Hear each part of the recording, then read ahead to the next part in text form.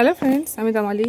সেই যে প্লুমেরিয়ার বীজটা হয়েছিল, ওই বীজটা এতদিনে ফেটেছে। সেই শীতের আগে হয়েছিল বীজটা, এত দূরে এই দেখুন ফেটে গেছে বীজটা। তো আমি তুলে নিচ্ছি।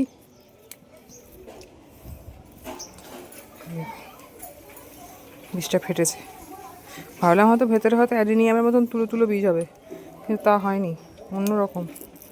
এই দেখুন, অদ্ভুতই। জানি না এটা কীরকম, বসি একবার দেখতে হবে যে আদৌ এগুলো থেকে হয় কি না। অদ্ভুতই বীজগুলো, জানি না এগুলোতে হবে কি হবে না, আমার একদম আইডিয়া নেই। দেখুন কত বীজ বেরোচ্ছে।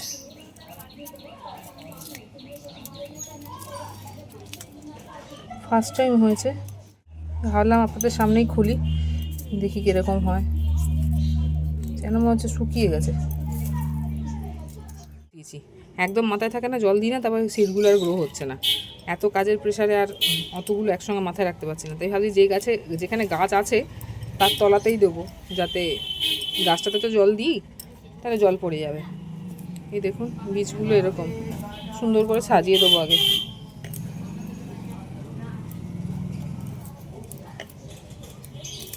শুয়ে শুয়েই রাখবো, দেখি হয় কি না।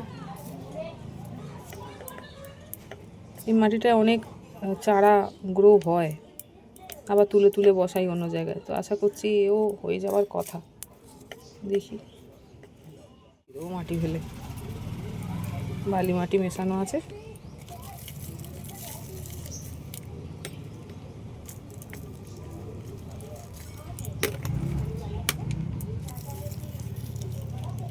দিয়ে দেবো, দেখি হলে ভালো, হলে তো অবশ্যই দেখাবো। প্লুমেরিয়ার বীজ থেকে চারাগুলো কিন্তু বেরিয়ে গেছে, খুব তাড়াতাড়ি বেরোলো, প্রায় এক সপ্তাহের মধ্যে। বেশি তাড়াতাড়ি বড়ও হয়ে যাচ্ছে, পাতা দেখি বুঝতে পারছেন প্লুমেরিয়ার পাতা। এটা আমার ফার্স্ট অ্যাচিভমেন্ট। আমি এর আগে কোনো দিন প্লুমেরিয়ার বীজ থেকে বীজ হয়নি কোনো দিন, সেরকম বীজ রাখিনি।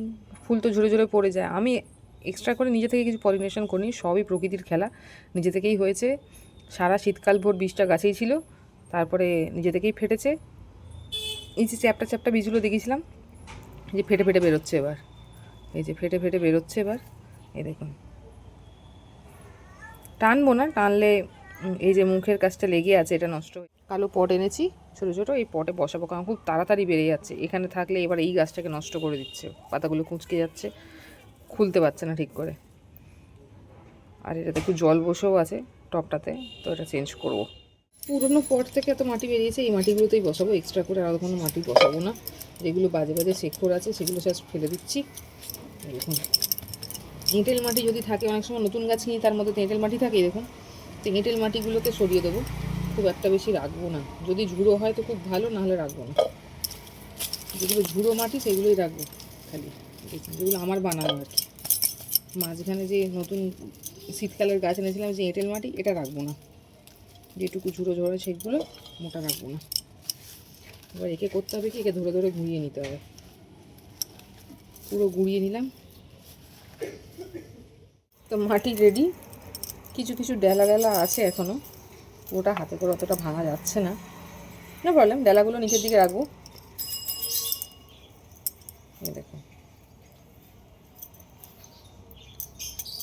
পুরোনো মাটিতেও গাছ হয়, খুবই ভালো হয় কাল আসলে। তো একটু যেগুলো একটু ডেলা ডেলা মতন আছে এরকম, সেটা নিচের দিকে দেবো, যাতে ওর হোলগুলো একটু ব্লক হয়ে যায়। আর এই ঝুড়ো মাটিটা ওপরে দেবো।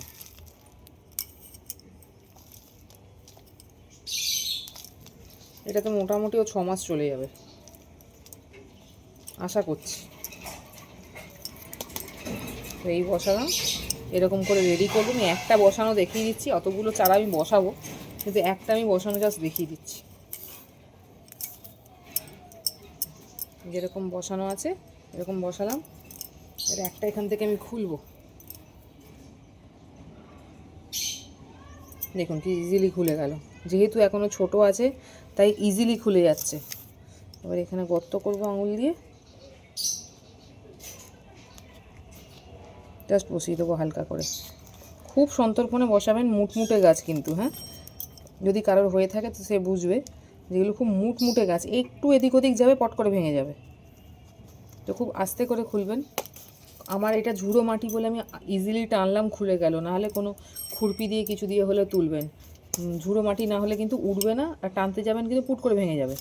তো সেটা যেন না হয়। তো এই হলো বসানো। ফুল অ্যাডেনিয়াম যেভাবে বসাই সেভাবে, অ্যাডেনিয়ামে একটু সিন্ডার বেশি থাকে, এটাতে একটু মাটি বেশি দিলাম, কারণ এই একটু জল বেশি খায়। তো শুধু সিন্ডারে হবে না, হবে আর একটু বড় হলে হবে। এখন একটু দরকার, একটু বালি মাটি দরকার। তো এই হলো বসানো। এবার জাস্ট এমনি নর্মাল জল দেবো আর একটু ছাওয়ায় রাখবো। গাছটা ধরে যাওয়ার পর তারপরে হালকা একটু রোদ্দুরে দেবো, ব্যাস এইটুকুই। বাকিগুলোকেও বসাবো, বসানোর পর একটু বড় হলে আমি আবার একটা ভিডিও দিচ্ছি। আজকে এইটুকুই। দেখে বলবেন কীরকম লাগলো, ভালো লাগলে অবশ্যই লাইক করবেন, কিছু জানা ইচ্ছে তাহলে নিচে কমেন্ট বক্সে জানান। যেটুকু করছি আপনাদের সামনেই করছি। তো আজকে এইটুকু, আগামীকাল আবার দেখাবো অন্য কোনো গাছের ভিডিও নিয়ে।